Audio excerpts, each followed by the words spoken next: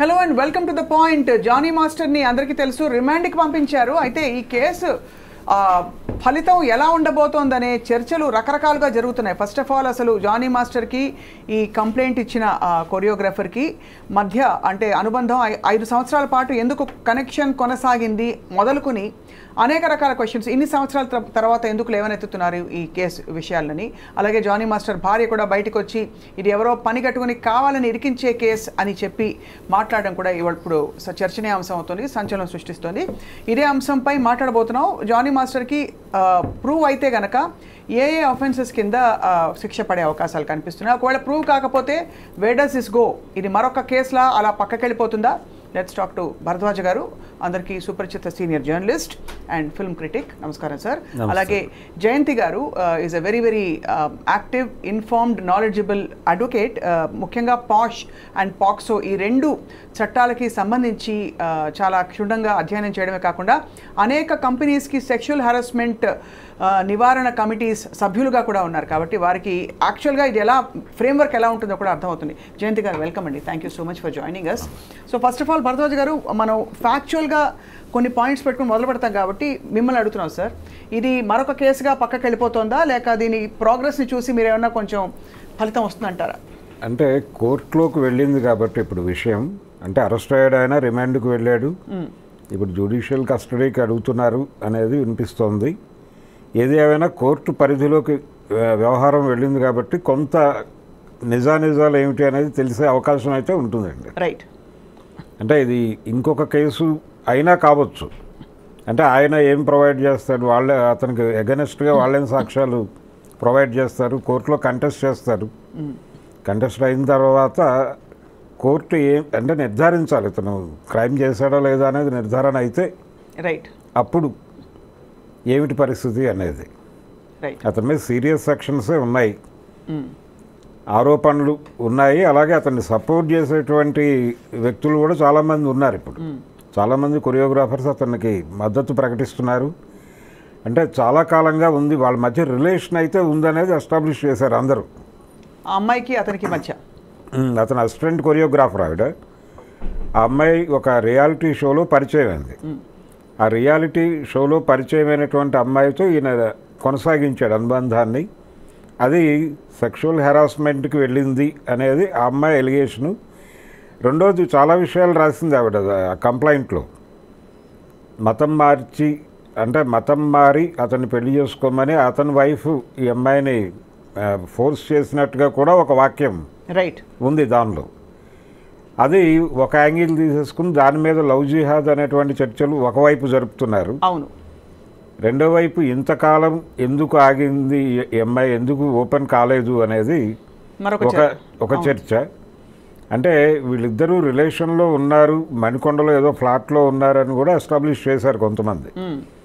అయితే ఫైనల్గా ఈ అమ్మాయి ఇతను దీర్ఘకాలంగా రిలేషన్లో ఉన్నారు. వీళ్ళిద్దరూ డ్యాన్సులు చేసి రీల్స్ పెట్టారు సోషల్ మీడియాలో. ప్రతి ఫంక్షన్కి ఆ అమ్మాయి హాజరైంది, ఎక్కడా కూడా పెయిన్ కనిపించలేదు. అలాగే అనసూయ గారు ఈ మధ్య మాట్లాడుతూ ఒక డాన్స్ మూమెంట్ నేర్చుకోవడానికి ఆ అమ్మాయి దగ్గరికి వెళ్ళాను, తను చాలా ఎఫెక్టివ్గా ఉంది, ఆ పెయిన్ మోస్తున్నట్టుగా ఎక్కడా కనిపించలేదు అని అన్నారు ఆవిడ. ఇది టోటల్గా అంటే ఇప్పుడు ఈ రిలేషన్ ఎక్కడో స్ట్రైన్ అయింది, దాంతో ఆవిడ ఓపెన్ అప్ అయ్యి ఇప్పుడు కేసు ఫైల్ చేయడం జరిగింది అనేది ఒక అభిప్రాయం. రైట్. బట్ ఇక్కడ సార్ ఇప్పుడు మనం ఫ్యాక్ట్స్ పెట్టాం కాబట్టి ఏమేమి చర్చకు వస్తున్నాయని చెప్పి జయంతి గారు, మామూలుగా ఇటువంటి కేసుల్లో ఏ అంశాలని కోర్టు కానీ ఒక కమిటీ కానీ ఎవిడెన్సెస్గా పరిగణిస్తుంది? ఎందుకంటే ఒక సంఘటన ఇలాంటివి జరిగితే ఏది దొరకకుండా అఫెండర్ చేసే అవకాశాలే ఎక్కువ ఉంటాయి. So for example WhatsApp chats ఉండొచ్చు, ఇంకేమన్నా ఉండొచ్చు. What does the court take in to cognizance? అంతకన్నా ముందు స్వప్న, ఫస్ట్ ఆఫ్ ఆల్ అతని మీద పెట్టిన సెక్షన్స్ ఏంటి, రైట్ అంటే ఆ సెక్షన్స్ ఎప్పుడు కూడా బేస్డ్ అపాన్ ద కంప్లైంటే ఉంటుంది. కంప్లైంట్లో ఏమి పెట్టిందో, ఏమని ఎలిగేషన్స్ రేజ్ చేసిందో బేసింగ్ అపాన్ ఇట్ సెక్షన్స్ అనేది ఫ్రేమ్ అవుతాయి. సో ఇక్కడ వచ్చిన సెక్షన్స్ వచ్చేసి 376(2)(n), తర్వాత 506, తర్వాత 323. ఈ 3తో పాటు ఈ 3 ఐపీసీ కింద, ఇవి కాకుండా section 5 read with section 6 of POCSO act. So ఇన్ని పెట్టారు. Okay, so 376(2)(n itself is a very big offence. అదేంటంటే ఇట్స్ అ కంటిన్యూస్ రేప్. కంటిన్యూస్గా ఆ అమ్మాయిని రేప్ చేస్తున్నాడని. సో ఇక్కడ ఆ అమ్మాయి ఏమంది, ఆల్మోస్ట్ 2020 నుంచి షీ హాస్ బీన్ హెరాస్డ్, సెక్షువల్గా హెరాస్ చేశాడు, అత్యాచారం చేశాడు అనేది ఫస్ట్ పాయింట్. దాని తర్వాత వచ్చేసి 506, అదేంటది క్రిమినల్ ఇంటిమిడేషన్. అంటే నువ్వు కనుక నేను అడిగిన డిమాండ్ని యాక్సెప్ట్ చేయకపోతే, నేను అడిగినట్టుగా నువ్వు చేయకపోతే, నా డిమాండ్స్ నువ్వు ఫుల్ఫిల్ చేయకపోతే నీకు నేను హామ్ చేస్తాను. ఆ హామ్ కెన్ బి మెనీ థింగ్స్. అది ఫిజికల్ హామ్ అవ్వచ్చు, లేకపోతే రెప్యుటేషనల్ హామ్ అవ్వచ్చు, లేదా అమ్మాయికి ఫ్యూచర్ కెరియర్ హామ్ అవ్వచ్చు, ఫ్యామిలీకి హామ్ అవ్వచ్చు, ఇంకా రకరకాలుగా హామ్ అవ్వచ్చు. సో అదొకటి. మూడోది వచ్చేసి causing hurt, that is section 323. ఈ మూడితో పాటు ఎందుకు సెక్షన్ 5 రెడ్ విత్ సెక్షన్ 6 పెట్టారంటే, తను మైనర్గా ఉన్నప్పటి నుంచి తన మీద ఈ లైంగిక వేధింపులు, అత్యాచారం చేయడం జరుగుతుందని పెట్టింది. అంటే she must be less 18 below 18 అయి ఉండాలి. కాబట్టే కదా ఆ పాక్సో యాక్ట్ కింద వస్తుంది. సో ఇంత దాంట్లో ఏమేమి ఎవిడెన్సెస్ అంటే, ప్రైమరీ ఎవిడెన్స్ ఉంటుంది, సెకండరీ ఎవిడెన్స్ ఉంటుంది. ఫస్ట్ ఆ అమ్మాయి మెడికల్ ఎగ్జామినేషన్, రైట్, ఆ తర్వాత వాట్సాప్ చాట్లు, ఇవన్నీ సెకండరీ ఎవిడెన్స్ కింద తీసుకుంటారు. మెడికల్ ఎగ్జామినేషన్ ఎప్పుడు అంటే 5 ఏళ్ల క్రితం జరిగిన దానికి మెడికల్ ఎగ్జామినేషన్ చేస్తారు, చేయించాలి, సాధ్యం అంటారు. It's possible to prove. 5 ఏళ్ల క్రితం medical examination possible to prove కదా. అసలు అమ్మాయి ఫిజికల్ అనాటమీ ఏంటి, ఎలా ఉంది లోపల తెలుసుకోవడానికి. So because that is a rape, so physical examination జరగాలి, మెడికల్ ఎగ్జామినేషన్ జరగాలి. A particular rape to the offender, how do you attribute it? అది ఓవర్ పీరియడ్ ఆఫ్ టైం, అంటే అదొక్కటి సైలోలో తీసుకోరు కదా స్వప్న.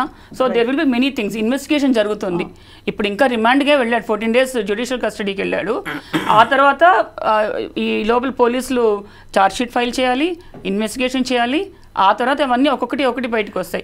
ఏది కూడా సైలోలో ఎవిడెన్స్ తీసుకోరు, సర్కమ్స్టాన్షియల్ గా తీసుకుంటారు. ఐ అగ్రీ మ్యామ్, బట్ మీరు కూడా కమిటీలో ఉన్నారు కాబట్టి ఇప్పుడు ఒకనొక వ్యక్తి, వీళ్ళని కాదు, వచ్చి మీకు నాకు హెరాస్మెంట్ జరిగిందంటే టిపికలీ మీరు ఏ యాంగిల్స్ లో మీరు అంటే దాన్ని పరిశీలిస్తారు, మీరు కానీ మీలాంటి సభ్యులు కానీ? నార్మల్గా ఇప్పుడు మేము పాష్ కమిటీలో ఉన్నాను, దాదాపు ఒక 8 కంపెనీస్లోనే ఉన్నాను, ఎక్స్టర్నల్ మెంబర్ గాను, ఎంక్వైరీ ఆఫీసర్ గాను. సో ఇక్కడ ఏంటంటే ఏ సెక్షువల్ హెరాస్మెంట్ కూడాను బ్రాడ్ డేలైట్లో జరగదు, అందరు ముందు 10 మంది అందరూ చూస్తుండగా జరగదు. Correct. So on the scale of 10, 9 కేసెస్లో సైలోస్ జరుగుతాయి. అంటే ఇప్పుడు సపోజ్ కంపెనీస్ ఉన్నాయనుకోండి, వాళ్ళ క్యాబిన్స్లోనో లేకపోతే లిఫ్ట్లోనో ఎక్కడైనా జనసంచారం లేని చోట వాళ్ళిద్దరు మాత్రమే ఉన్న చోట. సో అటువంటి చోట మీకు ఎప్పుడు కూడా డైరెక్ట్ ఎవిడెన్స్ దొరకదు, సెకండరీ ఎవిడెన్స్, సర్కమ్స్టాన్షియల్ ఎవిడెన్స్ దొరుకుతుంది.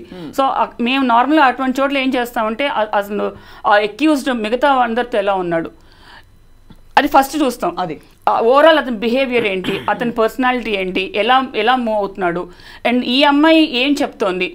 సో మాకు సీసీటీవీ కెమెరా ఫుటేజెస్ దొరకవచ్చు. సో ఇలా రకరకాలుగా మేము పరిగణనలు తీసుకుంటాం. అయితే ఒక పాయింట్ ఏంటంటే, అతను అందరితో చాలా మంచిగా ఉండొచ్చు, మేము దాన్ని జెంటిల్మెన్ సిండ్రోమ్ అంటాం. ఒక్క పర్టికులర్ అమ్మాయినే టార్గెట్ చేసి ఆ అమ్మాయిని మాత్రమే ఈ విధంగా హెరాస్ చేస్తూ ఉండొచ్చు. అటువంటి చోట్ల డైరెక్ట్ ఎవిడెన్స్ దొరకడం కొంచెం కష్టమే, కానీ but over period of time మాకున్న ఎక్స్పీరియన్స్తో మేము అతని దగ్గర నుంచి అతనే చెప్పించేట్టు మేము బయటికి లాగుతాం. రైట్, జరగాల్సింది అది, అతని నుంచి బయటికి రావాలి. ఎందుకంటే ఎక్స్టర్నల్ కొరాబరేటివ్ ఎవిడెన్సెస్ మనకి ఒక హోటల్ రూమ్కి వెళ్ళింది అని ఈ అమ్మాయి చెప్పినా కూడా రూమ్లో ఏం జరిగిందో ఎవరికి తెలిసే అవకాశాలు ఉండవు. సో నిజంగానే ఇంత సీరియస్ ఈ విషయం జానీ మాస్టర్ని ఈరోజు తీసుకెళ్లారంటే రిమాండ్కి, ఖచ్చితంగా కొంతవరకు ఎవిడెన్సెస్ ఉంటే తీసుకెళ్తారా అని కన్క్లూడ్ చేసుకోవచ్చా? ఇక్కడ ప్రిమా ఫేసి ఏమైందంటే, అక్కడ కంప్లైంట్ ఫైల్ అయింది, కంప్లైంట్ ఫైల్ అయినాక 0 FIR రిజిస్టర్ అయింది. రిజిస్టర్ అయినాక సార్ పట్టుకొచ్చారు, within 24 hours judicial magistrate దగ్గర ప్రొడ్యూస్ చేశారు. తర్వాత of course as a matter of process అతను జ్యుడిషియల్ కస్టడీకి పంపించారు. సో ఎవిడెన్స్ ని కన్సిడర్ చేశారా అంటే అది ఈ స్టేజ్ లో జరగదు, ఇంకా జరగదు. Nothing is proven until proven everybody is deemed innocent in the court in the eyes of law. Right. So అక్కడి నుంచి మాట్లాడదాం భరద్వాజ్ గారు, బికాస్ ఇది నిజంగా ఒక కుటుంబం, ఇది 2 కుటుంబాలకు సంబంధించిన విషయం. ఆ అమ్మాయి కుటుంబం ఉంది ఇక్కడ, ఇతని కుటుంబం కూడా ఉంది కాబట్టి చెప్పండి సార్. అయితే ఆ అమ్మాయి అంటే ఇతని వైఫ్ ఆ అమ్మాయి మీద, ఆ అమ్మాయి కుటుంబం మీద కూడా కొన్ని ఎలిగేషన్స్ రైజ్ చేశారు. నిన్న ఆవిడ ఇచ్చినటువంటి ఇంటర్వ్యూస్లో ఆ అమ్మాయి తన కెరియర్ కోసం ఏం చేయటానికైనా సిద్ధపడేటువంటి మెంటాలిటీ ఉంది అన్న పద్ధతిలో ఒక దాడి చేసింది ఆవిడ. ఇలా అంటే పర్సనల్గా క్యారెక్టర్ అసాసిన్ చేయటం లాంటిది అది కూడా. వాటి నుంచి ఎలాగైతే ఇతని మీద ఎలిగేషన్స్ ఫ్రేమ్ అవుతున్నాయో ఆ అమ్మాయి మీద కూడా కొన్ని ఆరోపణలు చేసేటువంటి ప్రయత్నం చేశారు. చాలా దురదృష్టకరం అది. అమ్మాయికి గతంలో చాలా మంది బాయ్ ఫ్రెండ్స్ ఉన్నారని, ఉన్నవి లేనివి. ఇప్పుడు 100 మంది పింక్ సినిమాలో చూపించారు కదండి, నో ఇస్ అ నో కదా. నో ఇస్ నో అనేది అంటే ఇప్పుడు ప్రధానంగా ఆరోపిస్తుంది ఏంటంటే ఎందుకు ఆ అమ్మాయి ఆ రోజునే మాట్లాడలేదు అనేది ఒక్కటే పాయింట్ అండి వీళ్ళ దగ్గర ఉన్నది. అవును, మాట్లాడకపోవడానికి రకరకాల కారణాలు ఉండొచ్చు. అంటే ఈ ట్రావెల్లో ఆ అమ్మాయి అలా అడ్జస్ట్ అయి ఉండొచ్చు, ఏదైనా ఒక ఘర్షణ తీవ్రమైనటువంటి పరిస్థితిలోకి వెళ్ళి ఉండొచ్చు. అప్పుడు ఇంకా భరించలేనని ఇంకా నేను దీన్ని బ్రేక్ చేసుకోవాలి అని అనుకుని వచ్చి కేసు పెట్టచ్చు. అంటే దాన్ని ఆ పాయింట్ని పట్టుకొని ఆ రోజు ఎందుకు మాట్లాడలేదు అనే ఒక పాయింట్ పట్టుకొని. అండ్ ఇలాంటి అమ్మాయిలపై సినిమా ఇండస్ట్రీ వాతావరణంలో పవర్ ఆర్గనైజ్డ్గా పూర్తి ఆర్గనైజ్ సెక్టర్ కాదు కాబట్టి దానికి పరిధులు పరిమితులు ఉండొచ్చు ఉండకపోవచ్చు, కొన్ని depending on the production unit. కాబట్టి లైంగిక వేధింపులు జరుగుతున్నాయా లేదా? జరుగుతున్నాయి అనేది వాస్తవం అండి. రైట్, జరుగుతున్నాయి అనేది వాస్తవము. ఇక్కడ అయితే చాలా సందర్భాల్లో ఏం జరుగుతుందంటే ఈ ఎలిగేషన్స్ ఫాల్స్ ఎలిగేషన్స్ అనేస్తారు గబుక్కున. అంటే మనకి ఎస్సీ ఎస్టీ అట్రాసిటీస్ యాక్ట్ వచ్చినప్పుడు కూడా ఇది మిస్యూజ్ అవుతోంది అనే ఆర్గ్యుమెంట్ ఎక్కువ చాలా బలంగా ముందుకు తీసుకొచ్చారు. Right right. అలాగే ఇది కూడా అంటే వీళ్ళు మిస్యూజ్ చేస్తారు, ఏదో ఒక టార్గెట్ చేసి అతన్ని ఇబ్బంది పెట్టడానికి, అంటే ఇంకేదో మనసులో పెట్టుకొని ఇది అవకాశం ఉంది కాబట్టి అతన్ని హెరాస్ చేయడానికి ఈ సెక్షన్ వాడతారు, ఈ పద్ధతిని వాడతారు అనేది ఒక విమర్శ ఉంది. Right sir. ఇక్కడ జయంతి మ్యామ్ని ఒకటి అడగాలి. జయంతి గారు, ఇక్కడ ఇతని వైఫ్ కూడా ఆ అమ్మాయిని కోర్స్ చేసింది పెళ్లి చేసుకోమనే అనే ఒక ఇది కూడా వచ్చింది ఇందులో. రైట్ సార్, ఒక టాక్ కూడా వచ్చింది. ఇప్పుడు అటువంటి పరిస్థితుల్లో ఏమండి కంప్లైంట్ లో కూడా మెన్షన్ చేశారు, కంప్లైంట్ లో మెన్షన్ చేసింది అమ్మాయి that wife has coerced her to marry her husband అని చెప్పి. దట్ లుక్స్ సో అంటే ఫార్ ఫెచ్డ్ అదర్ దెన్ ఇంకా అన్లెస్ దేర్ ఇస్ సమ్ అక్కడ కూడా ఏమన్నా హింస అబ్యూజ్ కొన్ని నార్సిస్టిక్ టెండెన్సీస్ ఉన్న వాళ్ళు ఎలా అయితే ఏమైనా చదువుతాం బుక్కిష్గా అలా జరిగితే తప్ప. సో కోర్టు ఎలా పరిగణిస్తుంది మ్యామ్ ఇప్పుడు ఈ కేసులో? బికాస్ వాళ్ళిద్దరి మధ్య అనుబంధం సంబంధం కనెక్షన్ కొనసాగింది. అండ్ కంటిన్యూస్ ఫోర్స్ రేప్ అంటే at every point the victim had a physical ఇది టు ఎస్కేప్. మెంటల్గా తను ఒక క్లచెస్లో ఉంది అని అనుకుంటుందా, ఇలా పరిగణిస్తారా? What is that ground on which ఈ కంటిన్యూస్ రేప్ అనే సెక్షన్ ఆర్ ఇది అప్లికబుల్ అవుతుంది? ఇక్కడ యాక్చువల్లీ ఒక పాయింట్ ఎక్స్ప్లెయిన్ చేయాలి స్వప్న. ఐ మీన్ ఈ ఐ డ్రీమ్ ఈ వేదిక ద్వారా పబ్లిక్ అందరికీ కూడా చెప్పాలనుకుంటున్నా. నార్మల్గా ఒక ఎంప్లాయీ రిలేషన్షిప్లో ఉన్నప్పుడు ఇప్పుడు అతను అక్యూజ్డ్ ఎవరైతే ఉన్నారో అతను ఎంప్లాయర్ ఈ కేసు సంబంధించిన వరకు, ఈ అమ్మాయి వచ్చేసి ఎంప్లాయీ. అతను డామినెంట్ పొజిషన్లో ఉన్నాడు. మామూలుగా కూడా ఇప్పుడు అవుట్ సైడ్ మీడియా ఇండస్ట్రీ కూడా ఎంప్లాయీ దాంట్లో ఎంప్లాయర్ ఎప్పుడు డామినెంట్ పొజిషన్లోనే ఉంటాడు. సో అన్ని రకాలుగా ఆ ఎంప్లాయీని కంట్రోల్ చేసే స్థాయిలోనే ఉంటారు వాళ్ళు. అవును, ఓకే. సో అటువంటి అన్నప్పుడు ఎస్పెషలీ మీడియా ఇండస్ట్రీలో వాళ్ళు ఇద్దరూ కలిసి వర్క్ చేయాల్సిన సందర్భాలు చాలా ఉంటాయి. సో ఆ అమ్మాయి లొంగిపోయిందనో లేకపోతే ఆ అమ్మాయి యాక్సెప్ట్ చేసిందనో ఇవంతా బుల్షిట్. ఎవరు చూసారు నిజంగా లొంగిపోయిందని? నిజంగా ఒక ఇష్యూ, ఒక రేప్ అనేది ఒక 4 గోడల మధ్య జరిగిన విషయం అయితే కనుక, ఆర్ వాళ్ళ వ్యానిటీ వ్యాన్లో ఎక్కడ జరిగిందో మరి అయితే కనుక నిజంగా వీళ్ళు చూసారా? ఫోర్స్ చేసే రేప్ అది. ఫోర్స్ చేశాడా చేయకుండా నా అమ్మాయే ఇష్టపడి ఒప్పేసుకుందా? ఎవరు చూశారు? ఎవరు చూడకుండా ఎందుకు ఈ గాలి మాటలు, గాలి కబుర్లు? అంటే కేసు కోర్టుకు వచ్చింది, కనీసం కోర్టు మీదైనా గౌరవం ఉండాలిగా, ఇన్వెస్టిగేషన్ మీద గౌరవం ఉండాలి కదా. కనీసం ఆ ప్రైవసీని అంతవరకు ఆ టైంని అమ్మాయికి ఎందుకు ఇవ్వట్లేదు? ఆ విక్టిమ్ ఆల్రెడీ ఒక మెంటల్ ఆగనీలో ఉంది, ట్రామాలో ఉంది. దాంతో అడిషనల్గా ఈ సోషల్ మీడియాలో వస్తున్న ఈ సోకాల్ ట్రోలింగ్ కానీ, లేకపోతే వీళ్ళే ప్యారలల్గా ఇన్వెస్టిగేషన్ చేసేయటం కానీ, వాళ్ళ ఓన్ ఒపీనియన్లు ఇచ్చేయటం కానీ, ఏమి చూడకుండా, ఎవిడెన్స్ ఏమీ లేకుండా, అసలు సాక్ష్యాలే కానీ తెలియకుండా ఎలా మాట్లాడుతున్నారు వాళ్ళు? వాళ్ళు ఏమైనా ప్రైమరీ ఎవిడెన్సా, కొన్ని సెకండరీ ఎవిడెన్సా, సర్కమ్స్టాన్షియల్ ఎవిడెన్సా, కొన్ని చూసారా? వాళ్ళకేమైనా వచ్చి అమ్మాయి చెప్పుకుందా? ఏమీ లేదు.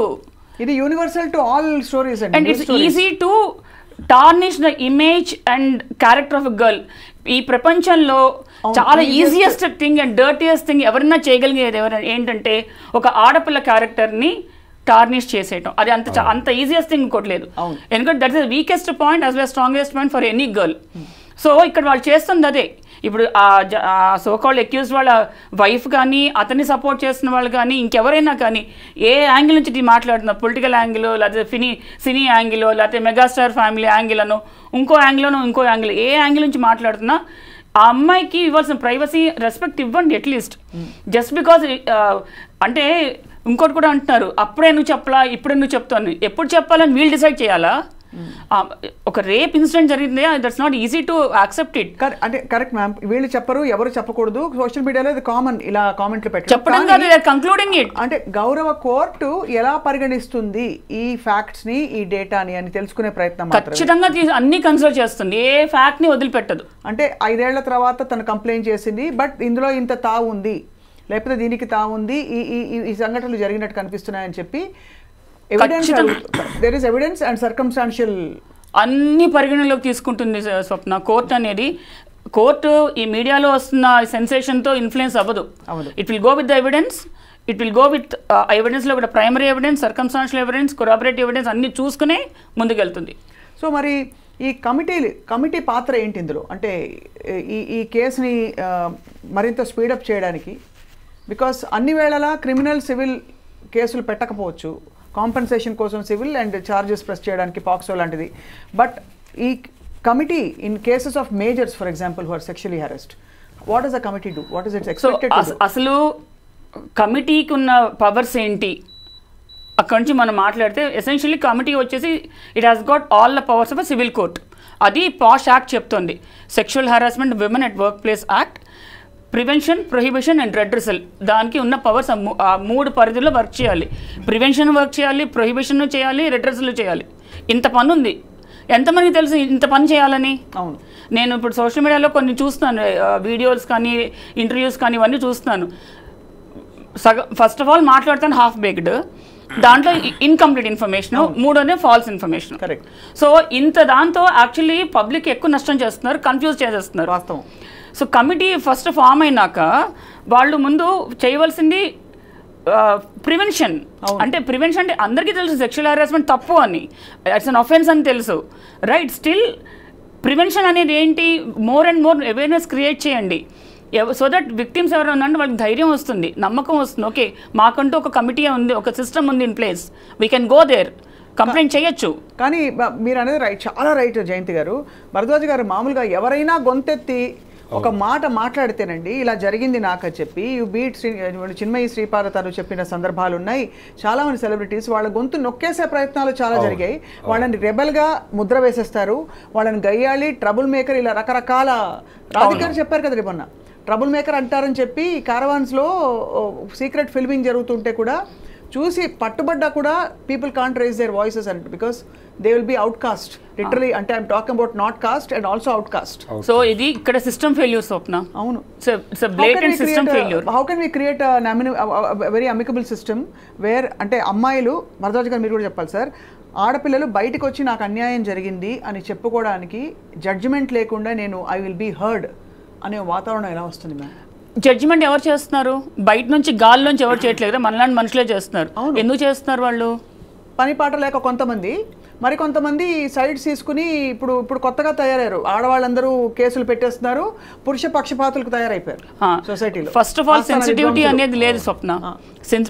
బేసిక్ హ్యూమన్ సెన్సిటివిటీ ఏదైతే అనుకుంటున్నామో అది లేదు. ఇప్పుడు ఒక కాకి చచ్చిపోయింది అనుకో, దెబ్బ తగిలి కింద పడిపోయింది అనుకో, 100 కాకులు వచ్చి కావు కావు కావు అంటాయి, రైట్? అంటే అట్లీస్ట్ అక్కడ సాంఘీభావం చూపిస్తున్నాయి. అది మన హ్యూమన్స్లో తగ్గిపోతుంది రోజు రోజుకి. దాంతో ఏమవుతుంది, వాళ్ళ స్వార్థ ప్రయోజనాలు ఒకటి, ఆ షార్ట్ టర్మ్ సెల్ఫిష్ మోటివ్స్ ఉంటాయి చూసావా, దానికోసం ఒకటి, ఇలా అన్ని రకాలుగా కలిపి ఎస్పెషల్లీ మీడియా ఇండస్ట్రీలో మనం ఎక్కువ చూస్తాం ఇది. ఇప్పుడు ఆ భార్య పరిస్థితి చూడండి మ్యామ్. ఇప్పుడు ఇక్కడ ఎంతమంది ఎఫెక్టెడ్ విమెన్ ఉన్నారు. భార్య ప్రోగా మాట్లాడితే అంటే ఏం అనలేము, అగేన్స్ట్గా మాట్లాడితే భర్తని ఇచ్చేసిందని చెప్పి అందరు అంటారు. ఒక ధార్మిక కోణం ఓవైపు ఉంటుంది, ఓవైపు జరిగింది జరగలేదు ఇవన్నీ ఉంటాయి. సో భరద్వాజ్ గారు మీరు చెప్పండి సార్, ఈ కేసు లాజికల్ ఇప్పుడు దీంతో బహుశా అప్పుడు అలనాడు జరిగిన ఒక ఇన్సిడెంట్ గురించి ఫలానా అమ్మాయి బయటకు వచ్చి మాట్లాడుతుందేమో అనే ఒక భయం మిగతా వాళ్ళలో కూడా పట్టుకుని ఉంటుందంటారా? అంటే ఇది ప్రూవ్ అయ్యి కోర్టులో ప్రూవ్ అయ్యి శిక్ష పడితే తప్ప భయం క్రియేట్ కాదండి. అది అప్పటి వరకు అంటే జనరల్గా ఇలాంటి దానిలో ఏ క్షణమైనా మేనేజ్ చేయడానికంటే విట్నెసెస్ని మేనేజ్ చేయొచ్చు అనేటువంటి ధైర్యం కూడా ఉంటుంది వీళ్ళకి. రెండవది ఆల్రెడీ ఇప్పటికే చాలా వరకు చేశాం మేము అనే దీనిలో కూడా వాళ్ళు ఉన్నారు. అంటే ఆయన వెళ్ళిపోయిన పద్ధతి, అక్కడ వ్యవహరించినటువంటి పద్ధతి, అరెస్ట్ అయిన తర్వాత ఆయన్ని హాస్పిటల్కి తీసుకెళ్లారు, మెడికల్ టెస్ట్లు అయిన తర్వాత తీసుకెళ్లారు రిమాండ్కి. ఈ ప్రయాణంలో అతని బాడీ లాంగ్వేజ్లో ఎక్కడా కూడా ఆ ఇది కనిపించలేదు బయటకు వచ్చినటువంటి వీడియోస్లో. సో కాన్ఫిడెంట్గానే ఉన్నాడు ఆయన. అంటే ఆ కాన్ఫిడెన్స్ క్రియేట్ కావడానికి రకరకాల కారణాలు ఉండొచ్చు. అంటే నేరం చేయలేదు అనేది ఒకటే కాదు కాన్ఫిడెన్స్కి, నేను ఇది హ్యాండిల్ చేయగలను అనేటువంటి కాన్ఫిడెన్స్ కూడా కావచ్చు. అవును. కాబట్టి ఇది ప్రూవ్ అవ్వాలి. ప్రూవ్ అయితే తప్ప భయం వస్తుంది అనేది కాదు. రెండోది, ఈ కమిటీస్ వేస్తున్నారు. ఇప్పుడు ఫిలిం ఇండస్ట్రీ కూడా ఒక కమిటీ వేశారు వాళ్ళు. 2018లోనే వేశారు కమిటీ. 19లో వచ్చింది కమిటీ. అయితే సమన్ చేసేటువంటి కండిషన్లు, ఆ పవర్స్ ఉన్నాయా కమిటీకి అనేది ఒక ప్రశ్న. ఇలాంటి కేసెస్ అంటే ప్రతి చోట, ప్రతి కంపెనీలోనూ ప్రతి చోట ఈ రకమైనటువంటి హెరాస్మెంట్ ఉంటుంది అనేది అర్థమైంది. కాబట్టి దీనికి ఒక ప్రత్యేక వ్యవస్థ ఉండి ఎవరైనా వెళ్ళి కంప్లైంట్ చేస్తే సమ్మన్ చేసి పిలిచి మాట్లాడేటువంటి కండిషన్, ఆ పవర్ ఉన్నటువంటి వ్యవస్థ కావాలి. అంటే ఒక కోర్టు అవసరం ఉందేమో అనేది నా పర్సనల్ ఒపీనియన్. కోర్టు తప్పకుండా అవసరం సార్. అండ్ మోర్ ఓవర్ అసలు ఇప్పుడు ఒకసారి ఒక కంప్లైంట్ వేస్తే అది దాని మీద నెక్స్ట్ యాక్షన్ స్టెప్ జరిగేలోపు ఒక 3 వారాలు 2 వారాలు కమిటీ మెంబర్స్ అందరికీ కుదరక రకరకాల కారణాల వల్ల ఎవ్రీథింగ్ గెట్స్ డిలేడ్. ఆ డిలేలో ఆ కన్విక్షన్ నీరు గారిపోతుందండి. Because of so many influences. నీకు అవసరమా, ఇప్పుడు అయిపోయింది ఏదో అయిపోయిందని మొదలుకుని చాలామంది రకరకాలుగా చెప్తారు. నోబడీ ఆస్క్స్, అలా ఎంకరేజెస్ యూ, నువ్వు వచ్చి వెళ్ళి మాట్లాడు బయటికి అని చెప్పి. సో ఖచ్చితంగా I think this is something that has to be addressed right away. అయితే ఒకటే అడుగుతాను సార్ అండ్ మేడం మిమ్మల్ని, sexual harassment at workplace అని అనడానికి ఒక 5 పాయింట్లు చెప్పండి ma'am. I'm being harassed, I need to escalate అని ఒక అమ్మాయి తెలుసుకోవడానికి. బికాస్ చాలా ఏరియాస్ గ్రేగా బ్లర్డ్గా ఉంటాయి, starting from comments, personal comments. So sexual harassment at work place నేను మీడియాకి లిమిట్ అయ్యమని చెప్తాను. ఎందుకంటే మన కేసు ఇప్పుడు మన మీడియాకి సంబంధించిన కేసు కాబట్టి ఇక్కడ ఏంటంటే వాళ్ళకి ఒక పర్టికులర్ వర్క్ ప్లేస్ అనేది ఉండేది. ఎక్కడ యూనిట్ వెళ్ళి ఎక్కడ షూటింగ్ జరిగితే అదే వర్క్ ప్లేస్ అవుతుంది. లేదా ఒక పర్టికులర్ ఆఫీస్లో కూర్చొని వర్క్ చేస్తుంటే అక్కడ అది వర్క్ ప్లేస్ అవుతుంది. లేదా ఒక స్టూడియోలో, ఇప్పుడు మన స్టూడియోలో ఉన్నాం, ఇది వర్క్ ప్లేస్, ఇది ఒక వర్క్ ప్లేస్. ఇక్కడ ఈ స్టూడియో పెద్దలు ఉంటారు కదా, స్టూడియో ఎవరైతే యజమాన్యం, వాళ్ళందరూ కూడా ఏం చేయాలంటే ఫస్ట్ ఎవరైతే ఈ వర్క్ ప్లేస్లోకి వస్తున్నారో ఇది సేఫ్ ప్లేస్ టు వర్క్ అని ముందు అష్యూరెన్స్ ఇవ్వాలి. అవును, నెంబర్ 1. అంతేకాకుండా సెక్షువల్ హారాస్మెంట్ అంటే ఒక మిత్ ఉంది స్వప్న, ఏంటంటే ఫిజికల్గా చేస్తేనే అని, అంటే ఫిజికల్ ఇంటిమసీలోకి వెళ్తేనే అని కాదు. ఒబ్సీన్గా ఏమైనా పిక్చర్స్ షేర్ చేసినా, ఫొటోస్ పెట్టినా, ఒబ్సీన్ రిమార్క్స్ పాస్ చేసినా, దట్ ఒబ్సీనిటీ ఇంక్లూడ్స్ మన బాడీ వెయిట్ గురించి బాడీ షేమింగ్ చేయటం, కలర్ ఆఫ్ ద డ్రెస్, మన colour complexion, height, weight, body weight, దేని గురించి మాట్లాడినా that comes under sexual harassment. Right. Okay. అది కాకుండా ఏమన్నా మన గురించి సెక్షువల్ టించ్లో మన దగ్గర నుంచి ఏమైనా ఫేవర్స్ అడుగుతున్నా, క్విట్ ప్రోకోలో, లేదు మామూలుగా కూడా సెక్షువల్ ఫేవర్స్ ఎక్స్పెక్ట్ చేస్తున్నా, ఇవన్నీ కూడా సెక్షువల్ హారాస్మెంట్ దాని కిందకే వస్తాయి. రైట్. ఇన్ఫ్యాక్ట్ మీడియా దానికి వెళ్తే, ఫిల్మ్ ఇండస్ట్రీకి వెళ్తే ఈవెన్ వ్యానిటీ వ్యాన్ ఏదైతే ఉంటుందో వాళ్ళ వ్యాన్, అది కూడా వర్క్ ప్లేస్ అవుతుంది. వాష్రూమ్స్, క్యాబిన్స్, షూటింగ్ లొకేషన్స్, ఇవన్నీ కూడా సెక్షువల్ హారాస్మెంట్ కిందకి వస్తాయి. అంతేకాదు ఇప్పుడు వాళ్ళు అవుట్డోర్ లొకేషన్కి వెళ్తారు, రైట్, అది కూడా వర్క్ ప్లేస్ కిందకే వస్తుంది. సో అక్కడ ఫిజికల్ ఇంటిమసీ అక్కర్లేదు, ఏవైనా సరే ఫిజికల్, వర్బల్, నాన్ వర్బల్ అని కూడా యాక్ట్ చెప్తోంది. ఇందాక మన భరద్వాజ్ గారు చెప్పినట్టుగా యాక్ట్ కింద యాక్చువల్గా కమిటీకి సమన్ చేసే హక్కు ఉంది. రైట్. అది పవర్, నాట్ ఈవెన్ హక్కు, అది పవర్. అది power of the committee is to summon any party, any person or even witnesses. వాళ్ళు మాకు అనుమానం ఉన్న ఎవరైనా కూడా పిలవచ్చు, పిలిచి వాళ్ళ దగ్గర స్టేట్మెంట్ రికార్డ్ చేసుకోవచ్చు, వాళ్ళని ఎంక్వైరీ చేయొచ్చు. ఆ పవర్స్ అన్నీ ఉన్నాయి. కానీ ఇన్ని పవర్స్ ఉన్నాయి, మేము ఈ పవర్స్ మేము యూటిలైజ్ చేసుకోవచ్చు అని ఎంతమందికి తెలుసు అనేది నా క్వశ్చన్. అవును, తప్పకుండా ఆ అవేర్నెస్ అయితే లేదండి, ఆ అవేర్నెస్ లేదు. ఇప్పుడు ఇండస్ట్రీకి సంబంధించి కూడా ఒక రెడ్ బాక్స్ ఉంది అక్కడ, దానిలో కంప్లైంట్లు డ్రాప్ చేయండి అని చెప్తున్నారు ఇప్పటికీ. చాలామందికి తెలియదు ఆ విషయం. కానీ ఏ రెడ్ బాక్స్ సార్, ఆనెస్ట్గా చెప్పనా సార్, ఇది సినికల్గా ఉండడం కాదు, కానీ గగ్గోలు పెట్టి గొంతు చించుకుని అరుస్తుంటేనే 1,00,000 ఏకరులు పెడుతున్నారు. అయ్యో ఇలాగా అప్పుడు ఎందుకు చెప్పలేదు, ఇలా అయితే ఆ రోజు ఎందుకు మాట్లాడావు, ఇవన్నీ చెప్తున్నారు. మరి ఒక రెడ్ బాక్స్లో ఒక కంప్లైంట్ వచ్చి వేస్తే అది కూడా పెద్ద వాళ్ళ మీద, ఇప్పుడు ఒక జానీ మాస్టర్ అంటే అతను పెద్ద ఒక చిన్న అది పక్కన పెడితే బాగా పెద్ద వాళ్ళు ఇన్వాల్వ్ అయిన అనేక సెక్షువల్ క్రైమ్స్ 100 జరుగుంటాయి దేశవ్యాప్తంగా ఉన్న ఫిల్మ్ ఇండస్ట్రీలో అని చెప్పి అది ఇండస్ట్రీ రిపోర్ట్సే చెప్తున్నాయి. ఇది మనం చెప్పేది కాదు. ఎవరైనా ఒక్కళ్ళ మీద యాక్షన్ తీసుకోగలుగుతారా సార్? లేదండి.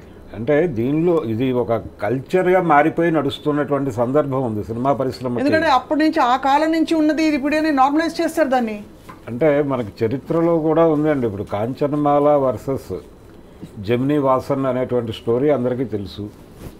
అక్కడి నుంచి మొదలు పెడితే అంటే ఒకసారి ఒక చిన్న ప్రైవేట్ టాక్లో ఒక డైరెక్టర్ గారితో మాట్లాడుతుంటే ఇలాంటిది ఉంటుందా అంటే ఆయన చాలా క్యాజువల్గా మేము చాలా డెమోక్రటిక్గా వ్యవహరిస్తాం ఇలాంటి విషయాల్లో అన్నాడు ఆయన.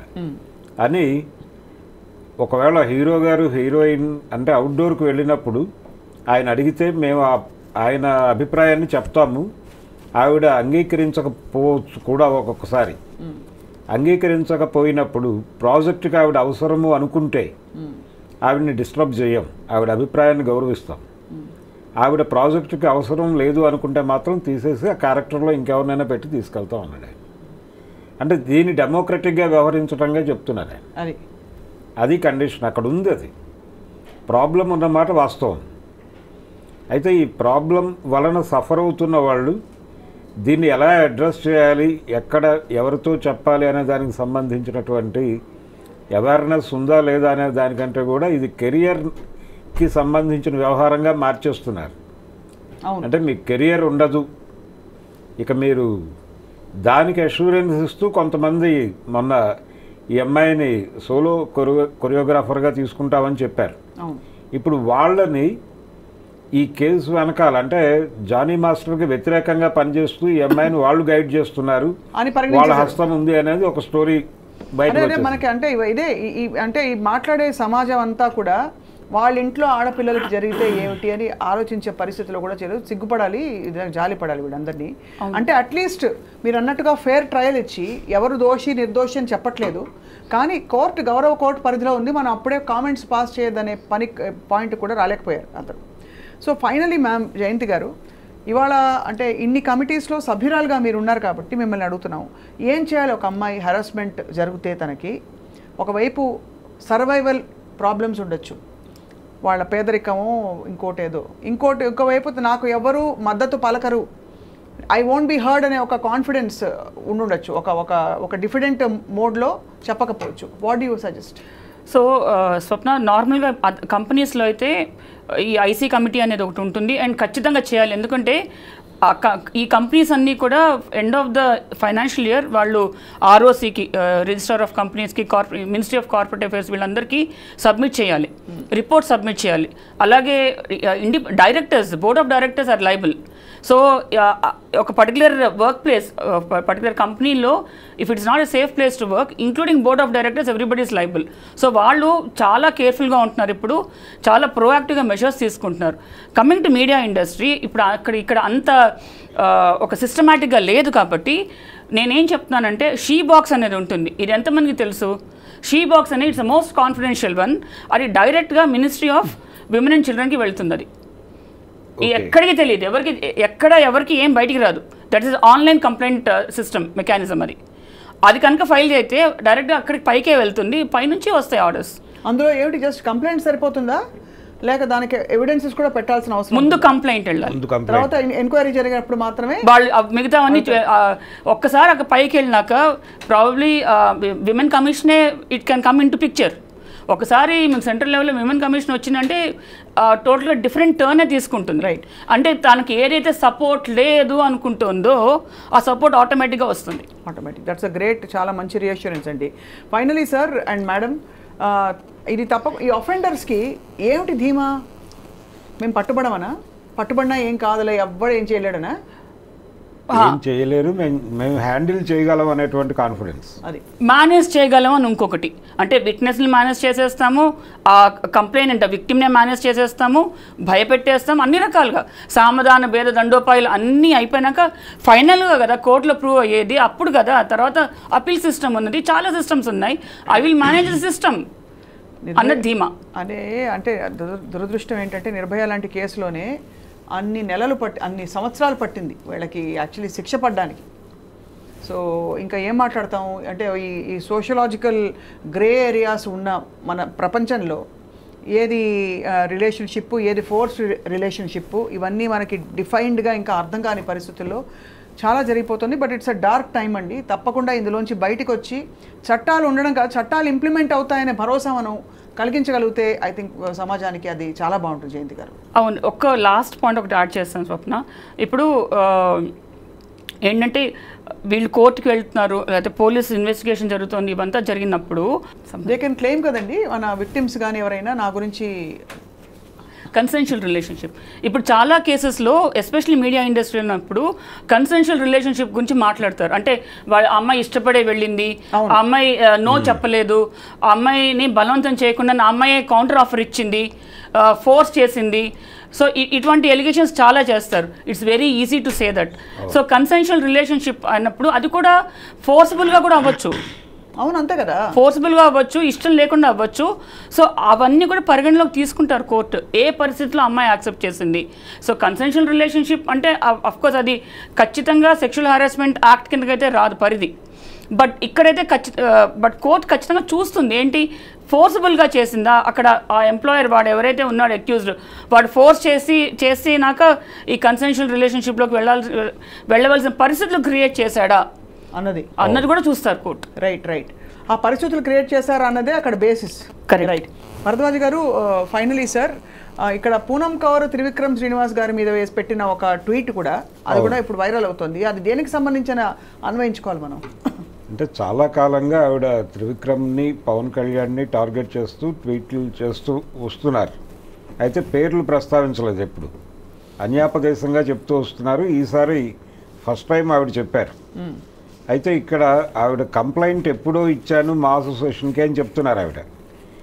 ఆ కంప్లైంట్ మీద ఏ చర్య తీసుకోలేదు అని ఆవిడ చెప్తున్నారు.